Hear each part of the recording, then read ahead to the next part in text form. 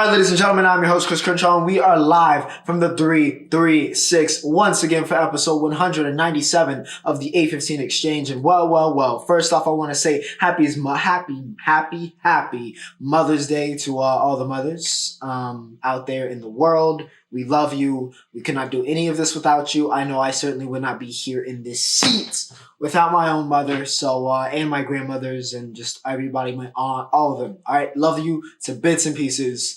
All right, so happy Mother's Day. Also, to all my college graduates, it's almost been 1 year I've been out of college, which feels very strange to say. It makes me a little bit emotional. But, yeah. All right, happy graduation to all my college students watching. Whether you're graduating and getting your master's, your bachelor's, whatever you're doing, welcome. Welcome to life after college. It can be absolutely great, but the job market sucks, so it could also be absolutely torture. So, yeah, welcome. I hope you did not take your college experience for granted, and I hope you lived the best life you could, because it's a great for the people that college is for. It's a wonderful 4 years, or however long you took, 3 years, 2 years, however long. It can be a very special time. It was a very special time for me. So yeah, shout out to all my college graduates on graduating this past weekend or the weekend before, or if you still got graduation coming up this week. So shout out to ya. We got stuff to talk about, of course. Champions League second leg, who's going to the final. NBA playoffs, who's kind of going mad. NHL, I said we was getting up. I said it. I had to deliver. So we got NHL to talk about as well this week. Rap Civil War appears to be over. We'll recap a little bit of that and just kind of move on. I watched the Iron Claw this week as well. And of course, we got some stuff to cook up in the Roundup as usual. As always, remember to like, share, subscribe if you guys are enjoying the content. And as always, timestamps are embedded in the video and provided in the description below. But ladies and gentlemen, without further ado, let's get to it. And of course, without any combat sports, we did have some stuff to talk about. We're going to talk about that in the Roundup. We are going straight to footy. All right, we're going overseas with it. Of course, we have to talk about the Champions League second legs. All right, we are very, very, very close to the last week of the European football calendar. Of course, we have like 1 to 2 games left in league play. So, that Premier League title race is very much so heating up. Arsenal and Man City going back and forth. Of course, Man City has a game in hand. But that's not what we're here to talk about. We're here to talk about CL. All right? UCL Champions League. Let's get it. PSG.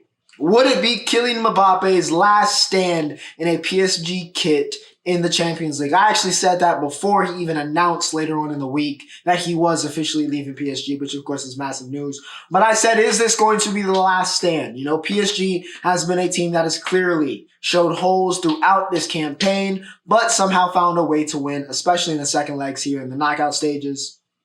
Dortmund, despite, some of their flaws during league play, they have been remarkably consistent. They have been remarkably consistent throughout the Champions League play. They have, risen to the occasion.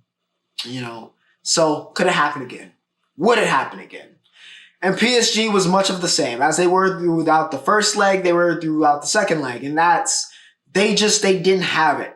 It was simply put throughout, you could just tell they didn't have it. They had opportunities, but once again, they were wasteful. WZE, who's going to be a phenomenal, probably one of the best midfielders in the world for the next 10 years, missed an absolute layup. An absolute layup. Basically an open goal. It was like a half second before it became, a little bit crowded, but still should have been an easy goal. He missed it. Literally 2 minutes later, Mats Hummels puts this game away with the header that PSG somehow, for some reason, I don't know how Mats Hummels does not get, marked on a corner. I know he put a good move on, but I still don't even agree with the defender they put on Hummels. I just completely mismanaged. I had the full confidence when Julian Brandon went to take that corner that was going in. I had full confidence. It just didn't seem like PSG was set up right. I had absolute zero confidence behind PSG in Paris. Really the entire game, but especially on that corner. Hummels gets it, pretty much puts the game away. PSG is just kind of dead weight for the next 45 minutes. And that's that. Dortmund advances. They pull off, I guess, the upset, though I think a lot of us kind of expected, as we've seen multiple times, PSG to crash out. All right, that's what they do. It's what this era has done. It's what PSG has always done. That is their football heritage, is crashing out in the Champions League quarterfinals. And they did it once again. Not the, finest times for Mbappe to go out on. Lost here in the Champions League. Then on the weekend, even though he scored a goal at the Mies, TFO, brought up for him. Got booed a little bit by some of the, PSG supporters after announcing he was leaving. But he did score a goal, but they also lost that game, even though they still, won the league. So yeah, not the greatest ending to Kylian Mbappe, the best player in the world, very, very widely regarded as the best player in the world. Not the finest ending to his time in Paris, but, still probably goes down as arguably, if not, undisputably, their greatest player they've ever had. So, yep, couldn't get it done, but Dortmund, congratulations, they move on. Who will they be playing? Who would be playing Borussia Dortmund? Would it be an all-German final? And honestly, it looked like it. It looked like it. Bayern went up 1-0. Real Madrid just couldn't get it done. Chance after chance after chance. But Manuel Neuer, one of the greatest goalkeepers to ever do it. The greatest goalkeeper of this past generation. The best. Was playing like young Neuer. But of course, this is Real Madrid, and this is the Champions League. And if you know anything about Real Madrid and the Champions League, simply put it simply as I can, they are God's favorite team. The lords, the gods, whatever deity you worship, or if you don't believe in one, any spirit you think of, they believe in Hala Madrid.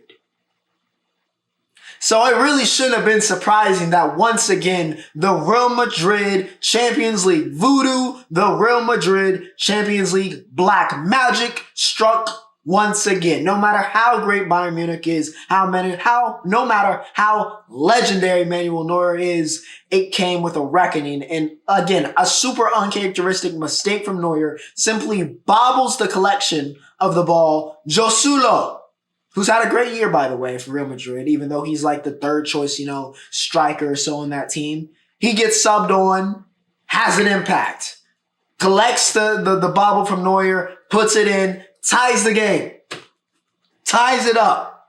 We're at 1-1. That was in the 88th minute, by the way. 2 minutes later, excuse me, not 2, 3 minutes. I'll give him 3. 3 minutes later, Madrid gets on the break, sends a cross in, and who is unmarked streaking towards Neuer? Josulo. Once again, he puts it in, he gets the brace. Real Madrid scores twice in 3 minutes, including one of those in stoppage time, to advance. But wait, there's more, because that wasn't the end of the story, because ladies and gentlemen, we go to, I believe it was the 96th minute, second to last minute of stoppage time. Bayern Munich gets on their own counter, Real Madrid moving a little lackadaisical on defense, but an offside call. The flag goes up, which it shouldn't have been called because it was way too close. You're supposed to let that go to VAR. You check it out, you find out. Bayern scores on the counter, but the flag went up so it can't be reviewed. So Bayern doesn't get to tie it up and send us into extra time. And that is all she wrote. Like I said, there is just something different. Whether it's Don Carlo, whether it's Vinny, whether it's Jude, or whether in what it truly is, just simply what goes down in the Bernabeu. What happens when Real Madrid takes the field in the Champions League. The voodoo is different. The black magic is different every single year. Every single year, without fail, no matter which legend is playing and donning that iconic white jersey, it doesn't matter. Real Madrid runs the Champions League. And once again, no matter the legendary foe, no matter how good the team across from them is, it will happen. It is inevitable. Real Madrid in the Champions League is inevitable. It's inevitable. This is their competition, man. This is their competition. Simply put, they find a way to make magic happen every single time, no matter the odds. The voodoo is just too strong. The black magic is just too strong, and it was too strong for Bayern Munich, unfortunately, for the German Giants. The Spanish Kings get it done, and they're on a treble, I believe. Correct me if I'm wrong. I believe they're on a treble, right? I think they're still alive in the Copa del Rey. They won the league.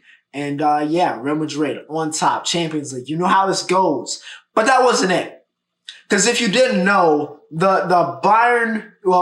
Real Madrid Black Magic, it carries over to some of the players, right? So Xabi Alonso, Real Madrid legend, he's over with Bayern Leverkusen. I don't know if you've heard. They've been doing something crazy, never before seen this year. 50 unbeaten matches is what we reached this week. In the Europa League for the 49th, they did it once again. They were tied with Roma, right? And then, of course, never losing. Not Bayern Leverkusen, Bayern never losing. Simply put, an own goal. Just a clean mistake. Wasn't even like he was trying to clear it. The cross bounced off of Mancini, goes in the 82nd minute. They get an own goal to go up. Then we gonna take it all the way to the 97th minute. Stanisic gets open. He fires the shot. And Bayern Leverkusen is never losing, ladies and gentlemen. 49 matches unbeaten. They advance to the Europa League finals where they'll take on Atalanta. And of course, they win on the weekend, completely demolished 5-0. 50 matches unbeaten. That is the record passing Benfica. Just absolutely insane stuff from Bayern Leverkusen. The black magic, Xabi Alonso. I don't know what it is. That Real Madrid blood is just different. It is simply put just different. And yeah, just two incredible runs, two incredible finishes this week in the soccer world. So yeah, had to talk about that. But my goodness, Real Madrid in the Champions League, man. Inevitable. It's inevitable. Let's take it. It's been a while since we had an NHL segment. It's been a while, but you know what? It is playoff time. It is playoff time, and it is that time. So let's get to it. All right. Carolina, of course, if you didn't know, I am a Hurricanes fan, as I am a North Carolina native. But boy, oh boy, oh boy, it has been, I don't know why, by the way, and I felt it was very disrespectful. I think I've said this before, that we were even though it was cool, yeah, I like that everybody's so high on us, but I found it very disrespectful that we were the championship favorites and not like, the President's Trophy team that we're playing. But, the Rangers put it on us. For three games, put it on us. Made statements. The bread man, Mika Zibanejad, who's been unbelievable. All right, been unbelievable. Conn Smythe. All right, if the Rangers potentially win it. All right, he's in that conversation. They've been dominant. Dominated us for 3 games, but finally on the 4th, the Carolina Hurricanes came to play, and they prevent the sweep 4-3 in a very, very good game, very exciting game. Not without, caution, though. The Rangers stormed all the way back, I think, down 3-1 at one point in time. Lafreniere tied it up. But Skeggy was able to get the winner on the power play. Kuz set the tone for this game. Kuznetsov set the tone. Scored less than 2 minutes into the game. But like I said, Skeggy was able to get the game winner late in the 3rd period after the Rangers stormed all the way back. And yeah, it was just a really, really good game. Even though, they've, relatively dominated and been that team, hasn't been an awful series. All of the games, actually. I feel like all of the games so far, besides the one we're about to talk about, especially in these, game 3, game 4s, were pretty exciting. We've had some pretty good hockey to watch. So, that said, Carolina, we get it done. We prevent the sweep, all right? We live to fight another day. I wouldn't bet on us winning the series, obviously being deemed down 3-0 to the President's Trophy winning team. But it's not impossible. All right, it's not impossible, but, we got one back. We'll see what happens tonight in Game 5. The Dallas Stars. Listen, the Avs. All the hype, of course, you got McKinnon, you got Makar, you got Rakinen. They are stacked. All right, the Avs are a very, very talented team on paper. Not that they aren't in real life, but, very talented on paper. They've won a cup, right? But, ladies and gentlemen, the Dallas Stars really didn't care about none of that. Once again, this was one of those games, man. They take the lead 2-1 after a dominant 4-1 win over Colorado. Tyler Seguin is playing with a purpose. He had 2 goals in this game. Stankoven had 1 too. They both had open net goals, by the way, which is kind of a rarity for both of those 2-goal games to end with an open net goal. So that was pretty cool. Pretty cool fact there. But yes, they dominate. They led the way for the Stars. Once again, this is another game where Ottinger, if he has one of those games where he's just in that space and he turns into prime Dominic Hasek and just nobody can score on him, it's very hard to beat the Stars. It is very, very hard when Ottinger is on the way he was on here in Game 3. A .966, 28 saves, just a tremendous performance from the Dallas goalie. He was tremendous. Like I said, absolutely tremendous. Seguin, he has been that star that Dallas needs him to be. And they get a big win, go up 2-1 against the Avs. Game 4 is going to be pivotal. The Panthers and the Bruins went at it. I was watching this game. They went at it. All right, the tone was set for how physical this game was going to be. Honestly, if you just saw the Bruins in the playoffs, you probably knew, especially with them being in Boston. But Charlie McAvoy, on the first possession, couple seconds into the game, set the tone for how physical of a game this was going to be with an absolutely insane hit.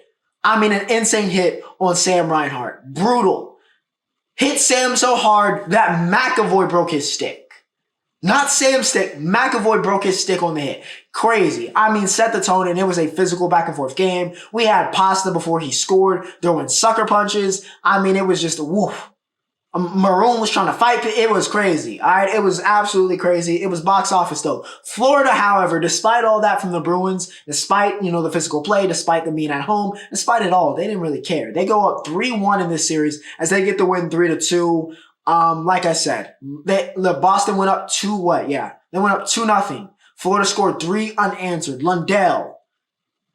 Sam got one back. And, of course, the captain had to finish it off with the game winner. Barkov gets it done, and the Florida Panthers are flying. All right, up 3-1. That's where you want to be against the Bruins here in the playoffs. Very gritty team. Of course, we'll see if Marchand comes back. That was another crazy play, by the way. Getting concussed or knocked out of a game when you do the hit and you get KO'd, I've never seen somebody sleep the person that is hitting them. I've never seen that in my life. I don't know how illegal that was, but it was pretty cool to watch. All right, it was one of those things similar to what we talked about with Michel Pereira in the UFC last week, where the move was too cool to call anything on. I don't know if that was legal, but yeah, it was certainly cool to see. But yeah, we'll see. Bruins, similar spot to the Hurricanes. We'll see if they can make the comeback. But, Florida will certainly have all the momentum here going into Game 5. See if they can close it out. Vancouver and Edmonton, another very, very physical game. Like I said, we've been playoff hockey, and these scores have been close. Vancouver holds off. Holds on to beat the Oilers. Brock Boser was huge in this game. 2 goals, 1 assist. Listen, Leon. He was that guy. He looked every bit, the German looked every bit the superstar he was that guy in this game. It wasn't McJesus. It was Dry in this game. He was sparking the comeback for the Oilers. Nearly let them back, but simply just ran out of time, and the Vancouver Canucks were able to hold on to take the lead 2-1 in this series. Of course, after the whistle, we had a little bit of, caution as McDavid kind of got sandwiched at the end there. That could have been really, really ugly. I think he's okay. But yeah, McJesus getting a little shove, extracurricular activities going on after the whistle. But yeah, Canucks take it. We'll see if they can keep it going. Of course, you can't really count out the Oilers with the offensive firepower that they have with McDavid, with Draisaitl. So we will see. But the NHL playoffs definitely heating up. All right, ladies and gentlemen, of course, that brings us to entertainment. Now, I watched a movie this week. Couple weeks in a row, baby. Couple weeks in a row. We're getting all my cinema. I'm becoming a cinephile again. So, Iron Claw. Oh my goodness. Came out on Max. HBO's not paying me to say that, but came out on Max this week. What a movie. All right, shout out to Sean Durkin. Listen, even though as a wrestling fan, of course, I know the story and I knew what was going to happen. Of course, by the way, spoilers. If you have not seen this movie, please go watch it. All right, because it's just a great movie. But 2, skip ahead. Once again, skip ahead because I'm about to drop a massive spoiler if you do not know the story of the Von Erich family. Massive spoilers. 5, 4, 3, 2, 1. Get out. Now, like I said, even though they cut Chris's story, but I think they kind of captured it in, the other beats about Carrie and about Mike. And of course even though, again, Fritz was painted as a monster. Shout out to Holt McCallany, by the way, or McCallany, who was tremendous. Tremendous as Fritz. It felt very like he was Fritz. He became Fritz in this movie. Even though Fritz was definitely not a saint and definitely, looked like, a crazy megalomaniac in this movie, he was still almost comedically worse in real life. So even though they didn't touch all the points and it wasn't completely accurate in terms of the matches and what happened, but it still was such a very good narrative that really painted the story of the Von Erich family. I think Zac Efron was spectacular. I forget if he won any awards for this. He was nominated, but he should have been. Okay, because he was tremendous. As I know a lot of people were like, yo, he seems like more of a Carrie. I think people may have on the outside, but he was great as Kevin. He's become such a phenomenal actor. He was great in this. Honestly, J.W. Of Harris, everybody was great. All right, all the actors and actresses in this movie, Lily Collins, they were tremendous. All right, such a well acted, such a well directed movie. All right, it was so good. The emotional weight of those last 10 minutes, I cried. All right, I'm not a big movie crier unless it's something that hits me deep or it's like a franchise. Like I cried at Endgame. Yeah, when Tony died, I think I cried. Right, I don't cry a lot for movies, even for like really sappy ones. Right, unless it has some real emotional weight. This had real emotional weight for me. Just a beautifully sad movie that also ends with a good kind of roundup. I think that was very fitting of Von Erich. They did it justice. As a wrestling fan, Durkin and the entire team did it justice. So something to be proud of. Iron Claw, very good movie. Go check it out. The rap civil war appears to be over. All right, and the winner is inconclusive. All right, inconclusive. The people are always going to. I mean, listen. Let's be real. Similar to what Drake said. All right, Kendrick opened his mouth. Somebody go hand him a Grammy right now. There was never a point in time in which I thought Kendrick was not going to win the people's votes. All right, there was no way in hell Drake was not going to lose the people's vote. All right, this was literally the last chance. All right, this was the last stand, the last man that could possibly kill Drake. And he didn't really kill Drake, but we are going to, whether he dropped the worst or the best diss track of all time, Kendrick was always winning the people's vote. So, in that case, he won, so to speak. But, yeah, I have it as a stalemate, similar to what I said last week.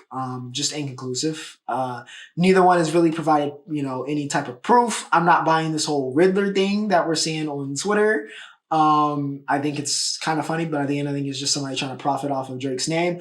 Not like us. Probably, I guess we're going to find out today. Probably going to go number one, which again, the Drake effect, I guess. A diss track going number one in your name is pretty crazy. But again, it's Drake. Should we really be surprised if any type of Billboard record he has at this point? So yeah. Rap Civil War appears to be over. We got some good tunes out of it.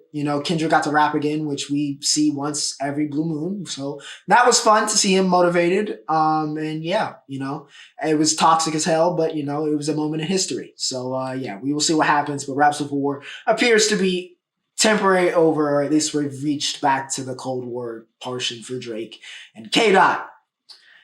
Gunna dropped this week. Gunna dropped his album this week. His return called One of One. One spelled W-U-N. But yeah, it was good. It was good. Gunna, it's crazy the trajectory of Gunna and Lil Baby's careers. Cause Baby, not that Gunna wasn't ever not hot, but Baby was that guy, right? We were talking about him as maybe he might be the heir to the big three. He might be that next guy in the next generation.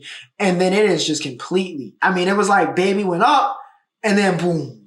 And Gunna has just been on a steady incline, no matter the rat allegations. It's almost universally that Gunna makes better music than Baby. I'm not trying to compare the two, not that two legends can't coexist.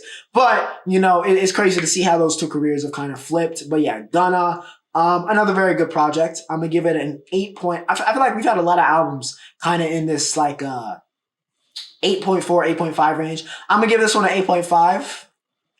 Very good. I don't think it's necessarily album of the year contender for me, but it's just it's an easy listen. It's an easy listen. Gunna's kind of reached that point where he understands his sound so well that he knows music where it's just going to hit. It's not even it wasn't even really remarkable, but it was just good. It was good. So, yeah, credit where credit's due to Gunna, Young Wunna, more good stuff. And yeah, we will see. But ladies and gentlemen, that was entertainment, which of course brings us what you've been waiting for. The main event of the evening is the NBA. Because how could it not be the NBA? How could it not? And we're going to start off. The Dallas Mavericks, the Oklahoma City Thunder. Are the Thunder ready? Are they ready? They weren't scared last week, and I still don't think they're necessarily scared. But the Mavericks struck back. I asked the question to Luka Doncic. I asked the question. Not really to Kyrie. We're going to talk about Kyrie. But I asked the question to Luka. Could you be that guy? Slightly hobbled and going for 22 and not 15 assists, but 15 boards as a guard. That's answering the bell. The way you helped this team come back in game 3, that's answering the bell. The Mavericks answered the bell this week. They are now taking the lead after game 3, 2-1, a big 105-101 victory over OKC. Listen, Kyrie Irving. We've said a lot about Kyrie on this channel, some good, some bad, but I want to say this, all right? Kyrie Irving is one of the greatest closers I personally, and I will go on record saying, we've ever seen in the history of this sport. One of the best clutch time closing players.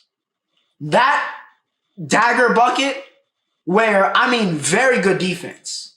Very good defense from Jalen Williams. Couldn't really have played it any better, but simply, unfortunately, it was Kyrie Irving who would not be denied in the body control to find it with the left hand. Classic Kai.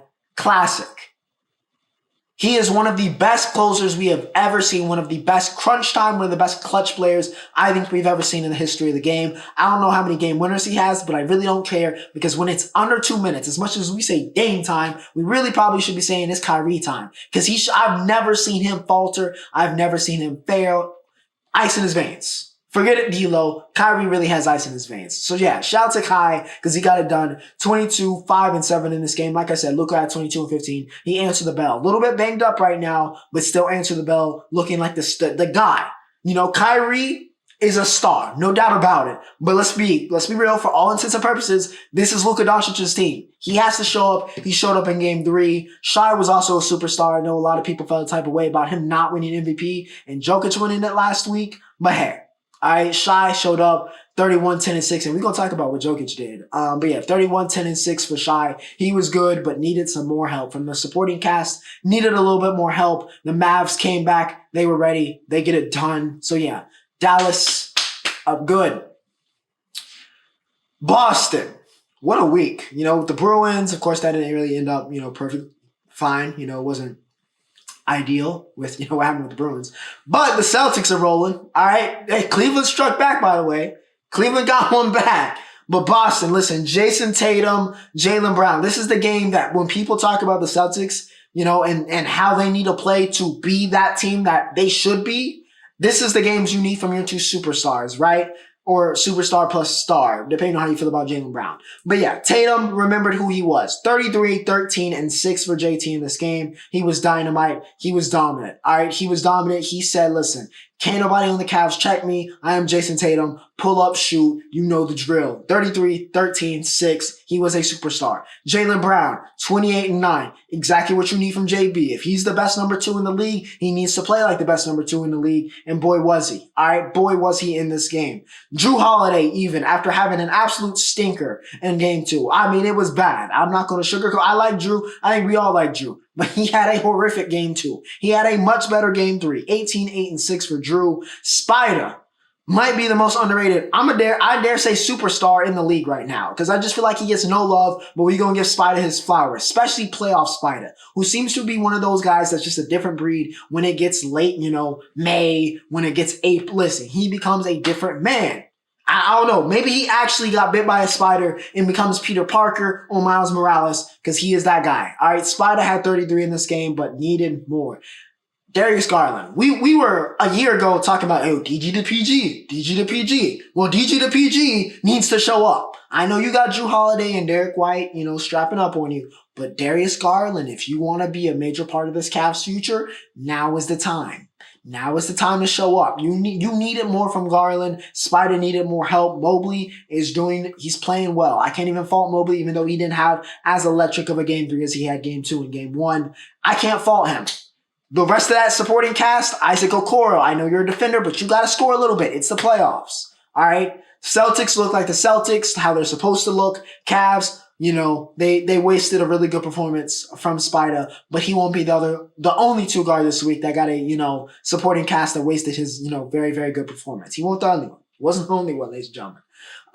Before we talk about that, the Indiana Pacers were in jeopardy. They were in jeopardy. The Knicks had a lot of momentum. What is it going to be? 3-1. And my. All right, the Pacers in Indiana just said to hell with all that. I mean, said to hell with all of that. All right, a dominant 121-98 actually makes this game look closer than it was. It wasn't close. This was a blowout, a murking, a statement win from the Pacers. They dominated. Halliburton had 26 and 5 in like half a day's work because they could have pulled him after the third quarter. They could have pulled him in the second. All right, that's how bad this game was. Halliburton, easy work. TJ McConnell had 15 and 10 off the bench in like 18 minutes.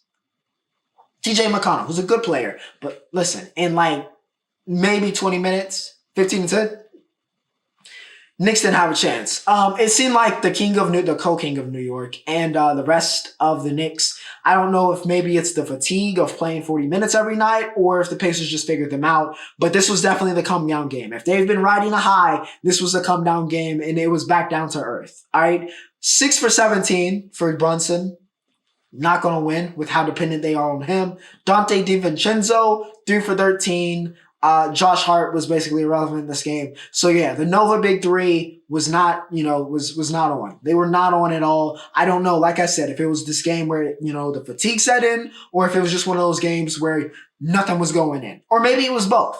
Maybe it was both, but it was an ugly, ugly game for the Knicks. Shot 34% from the field, 19% from three. It was ugly, all right? If it was a Knicks fan, you probably did not want to watch very much of this game because it just was not yours. And Pacers fans, it was absolutely glory, all right? Absolute glory. They tie up the series. We will see what happens next. Oh, boy. Anthony Edwards is still... Listen, Jokic heard me. He won his third MVP this week, so congratulations to Jokic. Rudy Gobert also won Defensive Player of the Year. See, but that became very apparently an issue in this game because Nikola Jokic saw me posting Anthony Edwards all up on the title, all up in the thumbnail, giving Ant all the shine. And Nikola Jokic decided to remind me who is the best player in the world. He decided to remind all of us who is the best player in the world. So even though Ant once again had 44 and looked like the reincarnate, Nikola Jokic said, once again, let me remind you who I am, at this point, one of the greatest players to ever play this game, certainly one of the best centers at this point. Top 5 center of all time. I don't think you can really argue that here. To ever live. He reminded us in this game, 35-7-7 against the so-called Defensive Player of the Year, who he did not care about. I mean, had no respect for Rudy Gobert. He bullied him. Once again, Wemby got robbed. I will say it once again. I'm sorry, Wolves fans. All right, I showed y'all with enough praise over the past couple weeks. All right, Wemby should have won Defensive Player of the Year. I get it. He's a rookie. He's young. Y'all don't want to give it to him, so you end up giving it to him for the next 10 years. But he should have won it this year because he was very clearly the best defensive player in the league. It was not Rudy Gobert. Numbers say it, metrics say it, the eye test said it, but y'all didn't say it. So it is what it is. Jokic bullies Gobert in this game for 35-7-7. Aaron Gordon was also big time here, 27-7-6. Rudy had 11 and 14, but he also had 5 personal fouls. Like I said, Ant was on 1, but the supporting cast did nothing. Cat went 5 for 18. It was a masterclass from Ant, but it was absolutely wasted by the fact that Rudy didn't look very Defensive Player of the Year-ish, and Cat could not score. So yeah, the supporting cast lets him down, but the Nuggets, they said, listen, we're the defending champions. We got the best player in the world. Let's not forget. Let's calm down. I know everybody's hype about Ant, hype about the Wolves and what they've done, but let's come back down. Let's remind ourselves what is at stake here and who's playing. So yeah, a nice reminder from the Nuggets. They get it done 115-107, and they tie up the series. Now, we also had the NBA draft lottery this week. And of course, I mean, listen, I've said it many times, okay? This is a very weak draft. To put it lightly, this is a very weak draft. Very, very, very weak draft. The best player in this draft is probably not going in the lottery, to be honest with you. Probably not. Not that I know who it is, because we probably don't know who it is. This is going to be one of those drafts where a Giannis or a Jokic in like the second round ends up being the guy, because it's not pretty up top. It's not pretty up top, but nonetheless, the Hawks, congratulations. They get the number 1 overall pick. Why they expect them to take Alexandre Sarr, unless they go Donovan Clingan, who are not bad options. I like them as players. Are they number 1 caliber? Not. Maybe not. But for this draft, probably the best options you got, and they fit for the Hawks. So that's what I expect them to do. The Wizards get the second pick. Boy, do they need it. The Rockets are probably going to trade that third pick. I'm not going to lie, and I think it's a smart decision. Even though you could go and get, I think ESPN has them getting Reed Shepherd, which I don't really understand. Yeah, unless you just want to get another depth piece, I feel like the Rockets kind of got it. I think they can shop that around and potentially get something of more value because they're probably going to try to make the playoffs. I would widely expecting to make that jump next year in terms of all the young talent. So I expect them to get a trade going for that. We will see what happens. But yeah, Rockets get the third pick. Spurs get the fourth pick. So unfortunately, Wembley might have to wait a little bit to see what guard they try to pair with them. But they still should have, a plethora of options, to continue that rebuild. And the Pistons, 14 wins. I don't care that it is, the weakest draft we've seen in a long time. If you win 14 games and you get the fifth pick, I'd be pissed. All right, I would be rightfully pissed. And it seemed like a lot of Detroit fans were just like, yo, I hate this team, poverty franchise. I saw a lot of that on the timeline yesterday. So, yeah, if there's any, draft for you to have bad luck, it's this one. But, the Pistons want to be moving on a little bit in the rebuild schedule. They've been in this rebuild for a little bit long and having to wait another year, even though it's, the prize could be Cooper Flagg or whoever, or Ace Bailey or Dylan Harper, even though that's, the element, but it's still like, it's not great, It's not great to put it lightly, but yeah, we will see what happens. But the Hawks won the draft lottery. Probably saw it clinging though, probably. And with that said, ladies and gentlemen, that brings us to the roundup. NASCAR this week, boy. I mean, we had a hell of a finish last week, right? Larson, Buescher. Once again, Chris Buescher included in another thrilling finish. Looked like he might have it. It was him or Tyler Reddick, right? It was one of those two was surely walking out of Darlington with the win. Well, Tyler, went for the move, almost cleared him. But then it just went awry, lost control of the car. Him and Buescher go, side to side, as they say in Darlington, if it ain't rubbing, it's racing. There was a lot of rubbing going on. And unfortunately, that cost both of them the win, as that cut, I think, both of their tires. So Brad Keselowski, congratulations. Stayed with RFK, though. Hey, even though Buescher probably needed the win, Brad also needed the win. All right, 3 years. 3 long years for the legendary Brad Keselowski without a win. 110 straight races. That streak is now broken. Brad wins at Darlington. Again, it was a really, really big moment for him. Big moment for that team. Been through a lot, really, since he's, come over to RFK, put his name on the title. It's been a lot. It's been a long way coming, but yeah, very happy to see Brad get that done. He gets the win at Darlington. Reddick and Chris, of course, have words after. Reddick is, took that about as well, I think. And then with as much grace as someone in that situation I think I've ever seen. So, credit to Tyler, took responsibility, even though Buescher, rightfully mad, rightfully upset. There's a lot at stake. Like he said, I don't have that flag on my door right now, and I need to get that. And that was another great chance for me to get. And that's 2 weeks. So a lot of frustration there. So almost came to fisticuffs, but we didn't. Reddick, I think, mediated that very well. Buescher showed some maturity from, not throwing hands, even though I'm sure NASCAR fans, and maybe even I a little bit, would have loved to see that, turned into a brawl for, the cameras. But I think they did a very good job maturely handling that. And yeah, Brad gets the win at Darlington. Let's talk a little combat sports, shall we? Vasily Lomachenko. Once was pound for pound. Again, and I feel like Loma, as great as Loma is, let's be real, he's kind of been overshadowed by the Four Princes. All right, let's be honest. And it's partly, of course, because he lost to Haney, he lost to, T.O. So those guys, their rise and Loma being on top kind of coincided, and because Loma did lose, as, controversially as it may have been, those guys, as the future of the sport, kind of took precedent, and Loma kind of fell back to the side. But he took command again. On Saturday, with a lot of questions, Loma now 36 years old. Does he still have it? Is this the beginning of the fall off? George Kambosas is a worthy challenger. He showed that there are still levels, and that still the matrix is a problem, because he had Kambosas lost and put a beating for 11 rounds before it got stopped. A beating on Kambosas, and he smokes him to become lightweight champion of the world yet again.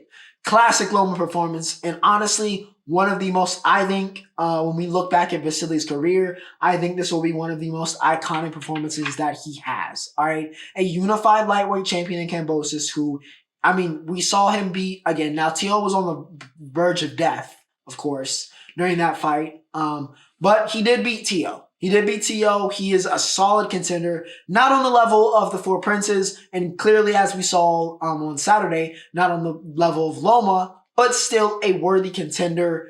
and Loma just destroyed him. Just completely destroyed him, took him out of his element, and then beat him up. Downloaded the information, as we always say with Loma, and just went to work. All right, he went to work. Legendary performance from Loma. Very impressive. Shout out to the boy. UFC, of course, Derek Lewis headlined against Rodrigo Nascimento. Hope I said that right. I'm going to call him Rodrigo. Even though we're really just going to be talking about the Black Beast, who once again, honestly, I wouldn't be surprised if he makes the Hall of Fame.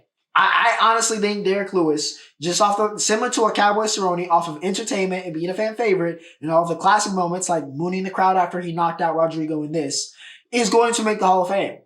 Never going to be champion, lost every title fight, has, been beaten up by contenders on his fair share of occasions, but purely off of entertainment and the fact that he might be one of the best, gatekeepers we've seen, he is going to make the UFC Hall of Fame. It's just going to happen. But yeah, he knocks out Rodrigo.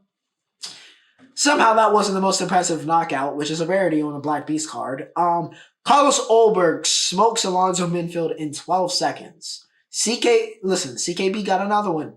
They got another one.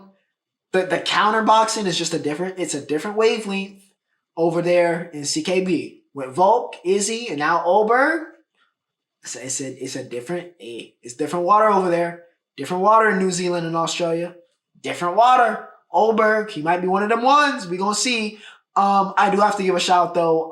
Hooper went to work. Chase Hooper, of course, been Askren's son, as we've named him. He is getting a lot better. Very, very young still. So it's nice to see the improvement. He went to work in his, match. Ribavakis completely killed T-Mac, or T-Mick, or however you want to say it, Terrence McKinney, who either knocks somebody out on a highlight reel or gets knocked out. I mean, it's the true Kevin Lee method, and he has taken up that mantle. But that was a vicious leg kick. That felt very like Kevin Lee's kick that he got that knockout on. So yeah, very much so. Slumped him against the canvas. He was out. One of the knockouts of the year potentially, honestly. But yeah, very solid UFC card. It was a little bit of a come down. Like we're cooling down, but still getting a lot of entertainment in these cards post UFC 300. So yeah, more good stuff. Black Beast might make the Hall of Fame. And to end off, Rory McIlroy wins the Wells Fargo Championship in the 704. Shout out to the city. And yeah, that's his record. 4th win at Wells Fargo. Rory looking very good. Very, very, very good. Could be on major watch this year. I would love to see it. Shout out to Rory. So yeah, we will see what happens. But yeah, Rory wins at Wells Fargo for the 4th time. And shout out to Roseanne because she ended Nelly Corda's win streak in the LPGA. And she also won this week. Got her 2nd win of her career. Roseanne, of course, one of if not the greatest amateur golfer on the women's side, one of the greatest we've ever seen. Won her debut, match or debut tournament, should I say, upon her becoming a professional, and went a little bit, adjusting to, the life of the LGP, of the new tour, outside of college, outside of dominating at Stanford, and she got a win this week pretty cleanly. So yeah, shout out to Rose. We'll see what happens. But ladies and gentlemen, that is it. I hope you guys enjoyed. But Ocho signing off.